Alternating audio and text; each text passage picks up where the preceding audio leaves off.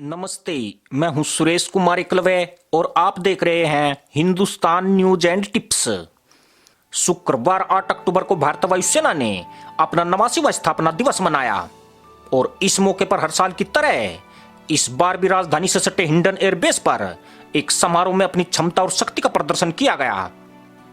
इस समारोह में अपने भाषण में वायुसेना के नवनिर्वाचित अध्यक्ष air chief marshal V R. Chaudhari ने कहा कि जब मैं सुरक्षा परिदृश्य को देखता हूं जिसका आज हम सामना कर रहे हैं तो मैं पूरी तरह सचेत हूं कि मैंने एक महत्वपूर्ण समय पर कमान संभाली है। हमें राष्ट्र को दिखाना चाहिए कि बाहरी ताकतों को हमारे क्षेत्र का उल्लंघन नहीं करने दिया जाएगा। इस बात में कोई शक नहीं है कि वायुसेना अध्यक्ष ने एक महत्वपूर्ण समय पर भारतीय वायुसेना की कमान संभाली है।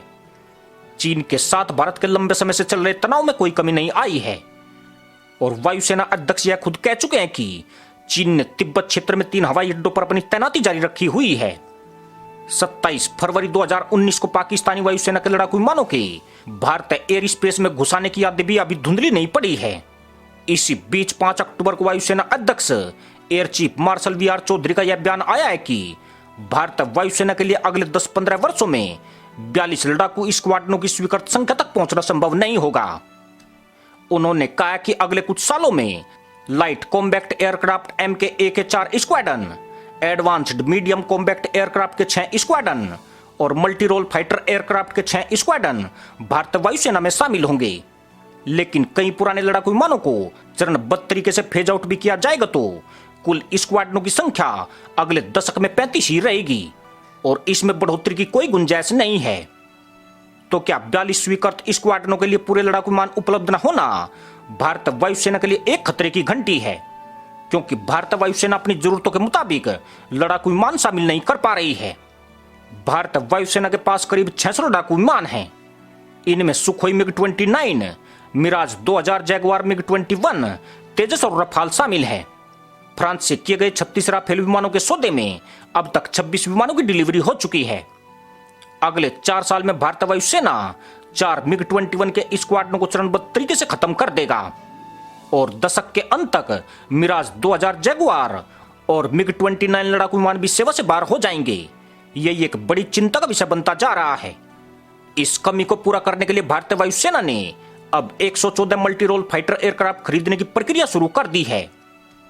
वायुसेना ने अप्रैल 2019 में करीब 18 अरब अमेरिकी डॉलर की लागत वाले 114 फाइटर जेट हासिल करने के लिए प्रारंभिक टेंडर जारी किया। इस खरीद को हाल के वर्षों में दुनिया के सबसे बड़े सैन्य खरीद कार्यक्रमों में से एक के रूप में देखा जा रहा है।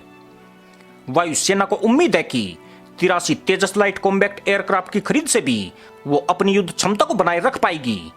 पिछले कई सालों से भारतीय वायुसेना के लिए लड़ाकू विमान खरीदने पर समय समय पर चर्चा होती रही है, तो फिर क्यों आज वायुसेना खुद को ऐसी स्थिति में पा रही है? इस समस्या की शुरुआत तब हुई जब 126 लड़ाकू विमान खरीदने के बजाय सिर्फ 36 राफेल विमान ही खरीदे गए। भारतीय वायुसेना की दिक्कत यही से शुरू हो गई। सरकार का झुकाव अब लाइट कॉम्बैक्ट एयरक्राफ्ट तेजस की तरफ है। 40 तेजस का ऑर्डर दिया जा चुका है और 83 तेजस और खरीदने की बात कही गई है, जिन्हें आते आते कम से कम 10 साल लग जाएंगे।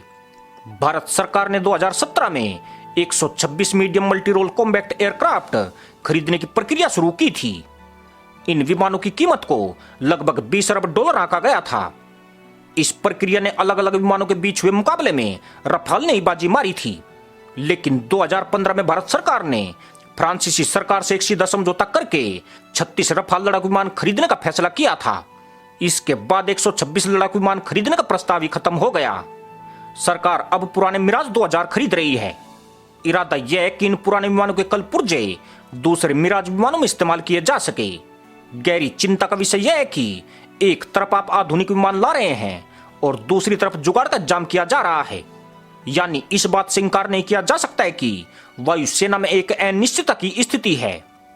जानकारों का मानना है कि पिछले 2 दशकों में लड़ाकू विमानों की तकनीकी गुणवत्ता में जो इजाफा हुआ है उसकी वजह से उनकी कीमतें भी कई गुना बढ़ गई है और भारत जैसे विकासशील देशों के लिए इन महंगे लड़ाकू विमानों को खरीदना एक चुनौती बनता जा रहा है। भारत ने फ्रांस से जो 36 राफाल विमान खरीदे हैं उनकी कीमत 59,000 करोड़ रुपए है और इस खरीद को लेकर भारत में एक बड़ा राजनीतिक विवाद देखा जा चुका है।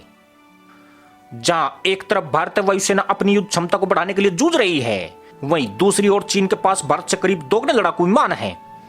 दोनों देशों के बीच चल रहे तनाव को देखते हुए यह चिंता बार बार जताई जा रही है कि क्या भारतीय वायुसेना चीन के खतरे का सामना करने के लिए सक्षम है। भारत और चीन के बीच पारंपरिक युद्ध छिड़ने की आशंका बहुत कम है, और अगर ऐसा होता भी है तो भारतीय वायुसेना के लिए अन्य देशों से मदद ली जा सकती है। क्वाड जैसा समूह जिसका भारत हिस्सा है, किसी मुसीबत की स्थिति में भारतीय वायुसेना की मदद कर सकता है। भारतीय वायुसेना के पास आज भी हाईटेक विमान मौजूद हैं। मिराज 2000 और मिग 29 को अपग्रेड किया गया है। जगुआर को काफी हद तक अपग्रेड किया गया है। भारत के पास 250 से अधिक सुखोई विमानों का बेड़ा है और रफेल विमान भी मौजूद है। विशेषज्ञ कहते हैं कि भारत का चीन या पाकिस्तान के साथ कोई बड़े स्तर का संघर्ष हो सकता है। इसकी वजह यह है कि भारत और ये दोनों देश परमाणु शक्ति संपन्न देश है। स्थानीय संघर्ष जरूर हो सकते हैं जहां वायु शक्ति का उपयोग हो सकता है, लेकिन एक पूर्ण युद्ध होगा इसको लेकर संदेह है। इसी के साथ अनुमति दोस्तों, जय हिंद।